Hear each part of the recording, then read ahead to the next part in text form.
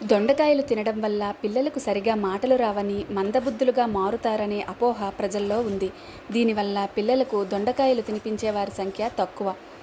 దొండకాయలు తింటే నాలుక మందంగా మారుతుందని, దీనివల్ల మాటలు రావని చెప్పే అపోహకు సైన్స్ పరంగా ఎలాంటి నిరూపణలు జరగలేదు. కాబట్టి దొండకాయలను పిల్లలు, పెద్దలు అందరూ హ్యాపీగా తినవచ్చు.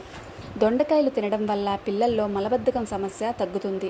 చాలామంది పిల్లలు రోజూ మల విసర్జన చేయరు, 2-3 రోజులకు ఒకసారి చేస్తూ ఉంటారు. అలాంటి వారికి దొండకాయలు పెడితే ఎంతో మంచిది. వీటిల్లో విటమిన్ సి అధికంగా ఉంటుంది కాబట్టి పిల్లల రోగనిరోధక శక్తి కూడా పెరుగుతుంది.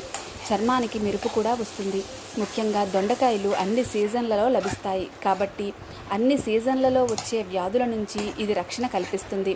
కాబట్టి అన్ని కాలాలలోనూ దొండకాయను వారానికి 1-2 సార్లు తినడం ఎంతో ఉత్తమం. దొండకాయల జ్యూసును తాగడం వల్ల కూడా ఎన్నో ఆరోగ్య ప్రయోజనాలు ఉన్నాయి. అయితే జ్యూస్